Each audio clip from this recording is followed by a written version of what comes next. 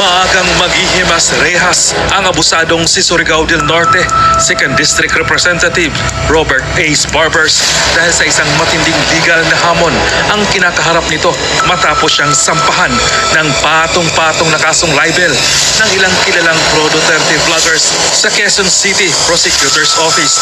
Kabilang sa mga nagsampa ng kaso, sina Doktora Lorraine Badoy, Attorney Trixie Cruz Angeles, Cathy Binat, Crisette True, MJ Kembao Reyes, Mark Anthony Lopez at iba pang personalidad sa social media. Ang hakbang na ito ay kasunod ng mga pahayag ni Barbers na direktang nag-akusa sa kanila bilang narco-vloggers at may connection umano sa Philippine Offshore Gaming Operators or POGO. Mariin naman itong itinanggi ng mga complainants at iginiit na paninirang puri lamang ang ginawa ng mambabatas. Komento pa nga ng ilang dismayadong netizens, "Lagot ka ngayon, Barbers, ipakita mo ngayon ang tapang mo. Tingnan natin, hindi na yan sa Congress kundi sa Supreme Court." Nasilaw sa bilyon-bilyon na pera si Barbers, pera na galing ni Tambaluslos, nakawatan sa gobyerno. Huwag na patagalin, kasuhan na po ninyo. Paninirang puri ang ginagawa ni Barbers. May matatenga ang taong bayan. Sobra ng panunupil yan. Di pwede na sa lahat ng oras, nagpa-power tripping kayo. Vote wisely para bumalik ang kapayapaan sa ating bansa. Puros gulo. Kabilaan na ang rallies, maraming hinaing ang taong bayan. Ano ang nagawa nyo in 3 years dyan? Pag nabatikos kayo, ipapatawat parang korte na yung house nyo. Kaya ka tinawag na Barbie. Rewind mo ang video press conference mo, Barbers. Nakakahiya para sa isang congressman. Dapat talaga masampulan ng mga yan. Naturing ang mambabatas pero mga walang alam sa batas. Feeling nila kung anong gusto nila masusunod. Kung tutuusin, mga empleyado lang sila. Kung makaasta parang kung sinong may-ari ng Pilipinas. Kasi I just want to clarify na baka akala nyo kami yung tinatakot. Hindi kami yung tinatakot, kayo ang tinatakot. We are just being made examples that if they can do this to us who have a huge following, who have presence in social media, they can do it to you. When they go to June Abines' house at midnight and say that kukunin yung gadgets niya kasi ang kaso niya unlawful utterances, it's a warning to you that if you ever cross the line or if you offend them, they're also going to go after you. Baka you think, you look at us and think, it's okay because they deserve it. We represent kung ano ang kaya nilang gawin sa inyo. Kasi kung kaya nilang gawin sa amin that we have followers, that she's a lawyer, she's a doctor, alam mo yun, I work in media, people here have actual jobs. And they want us to be made examples kasi they want you to fear criticizing them. So, nakikita nyo kami, either you're happy, whether you're happy that we're going through this or you're sad that we're going through this, just so you know, just so it's clear to everyone, we're just examples of what they're capable of doing when you criticize them. And this is why we are suing Ace Barbers. We are not suing them for us. Ako, personally, I'm suing him for all the Filipinos na siguro takot or hindi alam kung anong gagawin pag sa kanila gawin to. We just want you to know you have a legal remedy. This is what you do to fake news purveyors. You sue them. You sue them for libel. You sue them for cyber libel because Ace Barber seems to think na he needs all these regulations on social media. He doesn't. We have laws. We have ready laws on how to sue people who slander your name, who libel you. This is it.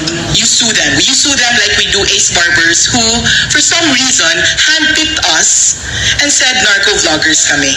And pogo vloggers kami and purveyors of fake news kami without a single shred of evidence. This is what you have to remember. Pinatawag kami doon, sinabi niya December 4, December 16, and then all those other TV interviews, radio interviews that he said outside of Congress, so he doesn't have parliamentary immunity. This is the reason we can sue him. Wala siyang parliamentary immunity when he said all those things. And then he called us and then he sent us our invites on January 28th. He said we were pogo and narco vloggers without any single shred of evidence. Kasi gusto niya. Kasi he has impunity. He feels like he can do it. Talagang kaya niyang sabihin yan about us, kaya niyang sabihin yan about you. So we're suing him kasi gusto namin ma-realize ng mga fellow Filipinos natin that, you know, someday we are the first but we will not be the last. Kami ngayon, but someday you will refer to our case against him because this is the first in history, this is the first in Philippine history that a group of people, a group of vloggers are suing, we're suing a congressman because he felt like he could just get away with ruining our reputations. Personally, you cannot get away with ruining our reputations. Hindi pwedeng ganun. Patunayan mo. Now, if mapatunayan mo, kasuhan mo kami. Patunayan mo muna. Since we do not have the power to say that to you in the HR, if you call us during the hearing, then we're going to the court so that the court tells you to prove to them that we are narco-vloggers, pogo-vloggers. You prove it to them and you prove it to the world that we are narco-vloggers and pogo-vloggers. And then, bahala na ang korte. Kung hindi mo mapatunayan, then you'll be imprisoned, I guess. And Kathy Bina will also sue you for so much. She's going to sue you because she's the one with money. So anyway, pag hindi mo napatunayan, then I'm so sorry, you'll also go to jail the way, you know, regular people who lie and slander other people go to jail. So to my fellow Filipinos, this is not just for us. Kasi totoo lang, it's easy to fold. It is. It is easy to shut up. Like, for example, tinatakot-takot kami. Like, for example, my family would say, tumigil ka na nga lang, ano ba nakukuha mo? Wala. I don't know. I don't know ano nakukuha kasi sa puso ko, I feel the need to fight. I see Duterte who's 80 years old, still fighting. I see people lining up outside PGH. Alam mo yun, every day you want to give up kasi wala ka naman talagang nakukuha. And for some reason, God reminds you, or your fellow Filipinos remind you that you were given a voice for a reason. So that's why we fight. Because for some reason, we're here, we have voices, and the right way to use that voice is, you know, we have to fight for what's right. So, yun lang sasabihin ko, na ano pa sasabihin ko? Yun lang. Okay, so Ace Barbers, you wanted to see us. I hope you see us in court. Ms. Kathy Bina, magandang gabi po sa inyong lahat. And yes, magpa-file po ako or kami ng damages after ng kasong ito. Alam niyo ho, nung lumabas ho ako at nagsalita ako at nagdesisyon ako magsalita against sa ating president, kanilang ginagawa or vision nila sa paggamit ng droga, lahat ho, alam ko na may mangyayari sa akin. Alam ko na meron hong pwedeng pumatay sa akin. Alam ko na malalagay sa alanganin ang pamilya ko. At alam ko marami akong kaibigan na mawawala. At nangyari ho. Pero pinili ko pa rin pong magpatuloy kasi yun lang ho yung kaya kong ibigay para tumatanda na rin ho. And ang hirap din ho sa sitwasyon ko kasi both my parents namatay na ho. Wala akong magulang. And I have 5 kids, 4 na babae. At matitino, matatalino, mababait. I'm so proud of them. And eto lang yun. Yun, katulad nila Crisel, kami lahat dito. Wala ko kaming hinihingi. Hindi ko kami naghanap ng posisyon. Hindi kami nagpapasikat. Anong papasikat? Sikat ka, mamamatay ka? Yan ba yung sikat? Isinasalang mo yung buhay mo. Hindi po joke yung ginagawa namin. Sabi nila, may isa nga akong friend, sabi, why is Kathy, parang, she went ballistic na. Sabi ko, ballistic na kung ballistic. as long nagsasabi ka ng totoo. Ako hindi ko maintindihan yung nangyayari ngayon sa ating mga politiko o leader natin sa ating bansa. Dapat ho, kung kayo ho ay kinikriticize, tanggapin niyo ho, pray for it, pag-isipan niyo, and tingnan niyo ho yung sarili niyo sa salamin kung tama ba o mali yung ginagawa niyo. Ang nakikita ko ho dito, yung nangyayari ho sa amin ngayon, hindi na ho to bago sa akin. Nangyari ho to sa akin. Simula 2021 hanggang ngayon. Yung pagpupuli ng tuloy-tuloy. Yung ginagawa nila, sabi ko nga sa'yo, kaya nga ako natauhan. Yung ginagawa nila kay VP na panggigipit. Huwag naman ho yung mga yan eh. Manggagamit ho yan. Gagamit sila ng tao para manakit. Gagamit sila ng mga tao para sila yung gumalaw para sa kanila. Pero sabihin mong sila itself ang gagawin, hindi na gagawin. Kaya sa inyo, na akala nyo kakampi nyo yan, kasi ginagamit kayo, collateral damage lang kayo. Look what happened. Di ba ang dami lang tinanggal ngayon sa mga trabahador nila dyan sa gobyerno? Nagki-cleaning daw sila kasi feeling nila yung loyalty, naglo-loyalty check sila. So, lahat po kayo disposable. Lahat po kayo itatapon. Pag tapos na sa inyo, itatapon na kayo. Attorney Trixie, Attorney Vic Rodriguez, VP Sara. So, don't think na kayo ngayon na nakaupo, magtatagal kayo dyan. Lahat kayo basura. Lahat kayo trapo. Lahat kayo gamit sa kanila na pag pinagsawaan na or wala na silang pakinabang, itatapon lang din nila kayo. Sa mga tinanggal sa trabaho, magsalita ho kayo. Sa PSG, security, sa mga empleyado ng gobyernong tinanggal, magsalita ho kayo. Huwag ho tayong matakot sa kanila. Kasi yung ginagawa nila sa akin, sa amin, katulad ng mga kasama ko dito na sinasabi nila na tinatakot kami. Yun, sabi nga ni Crisette, it's easy to fold. It's easy to umatras ka na tumigil ka. Pero pag tumigil po kami, sino pa pong magsasalita para sa inyo? Kami ho, never ho kaming naglabas ng chismis. Never ho kami, hindi ho theory. Facts, kinukuha ho namin sa kwento nila, the way sila mag-hearing, lahat ng nilalabas sa media, lahat ho doon namin dinadissect yun, doon namin kinukuha yun, tapos bibigay kami ng aming opinion sa nakikita namin. At yan po ang karapatan natin bilang Pilipino. Kasi democratic country tayo.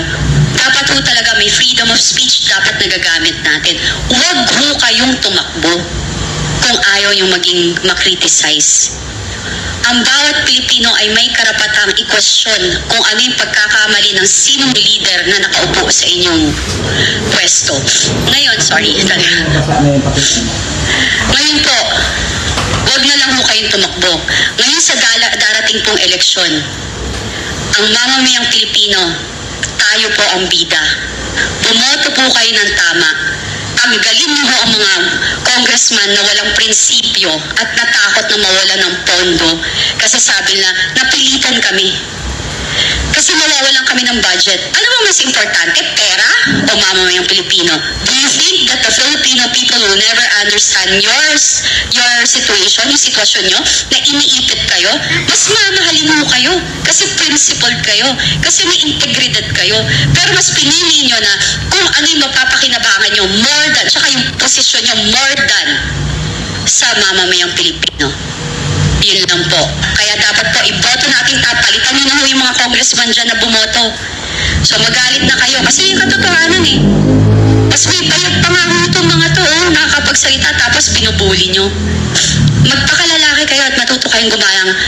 Women's Month ngayon, may nagsalita sa ni Martin, suportahan ng kababaihan. Martin, naging kaibigan kita minsan. Hindi ko in-expect na magiging ganyang kakasama. May asawa ka, buhay pa ba nanay mo, hindi ko alam.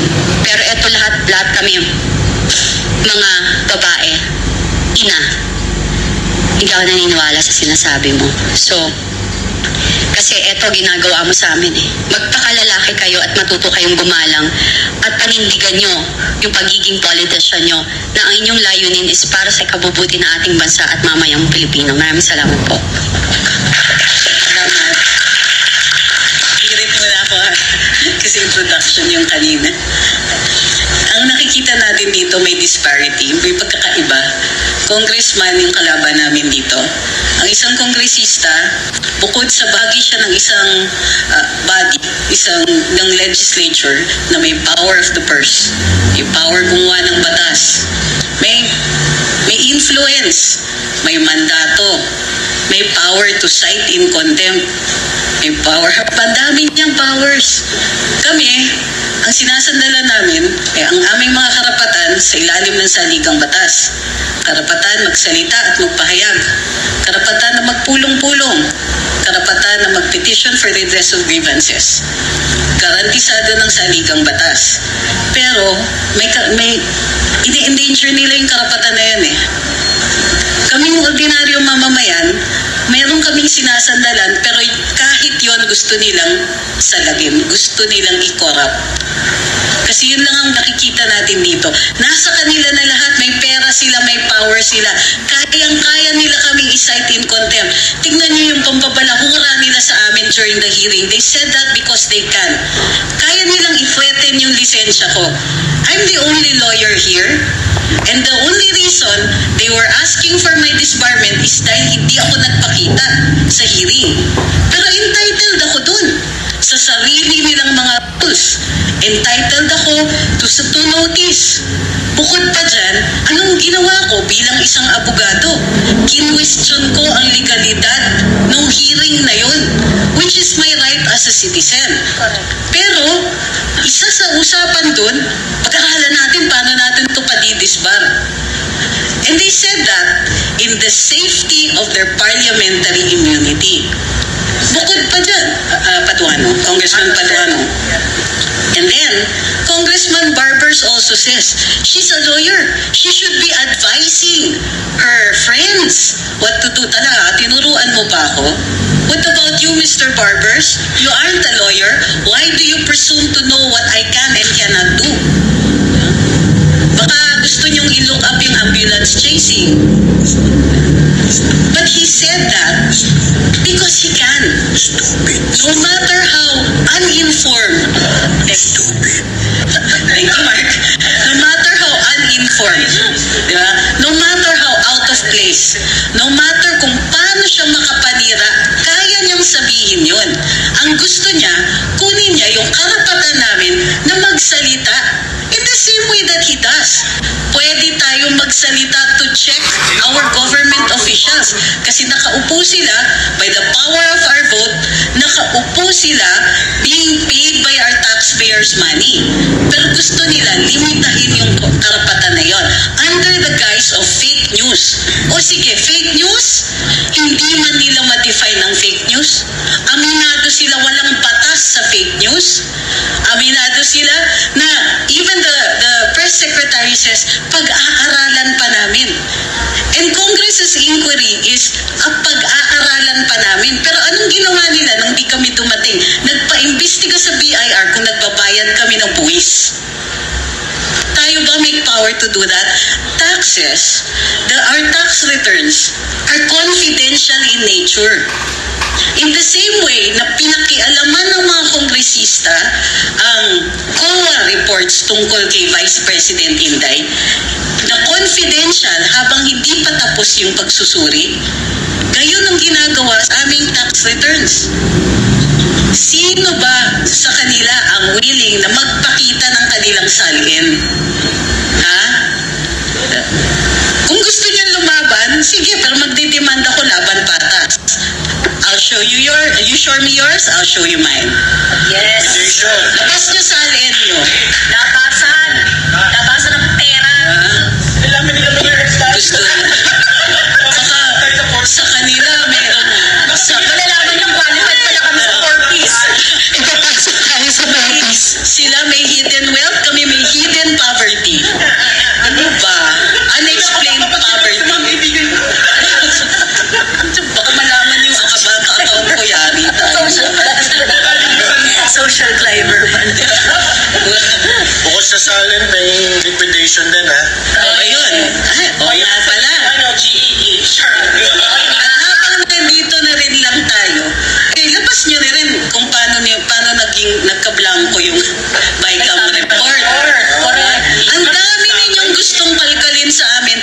safety of your immunity. Pues may limitasyon din po ang immunity ninyo. Correct. Bukod pa dyan, dumudulog sa Korte Suprema ang ilang mga grupo tungkol dun sa mga ginagawa ninyo at tupagin nyo kaya yung depensa nyo.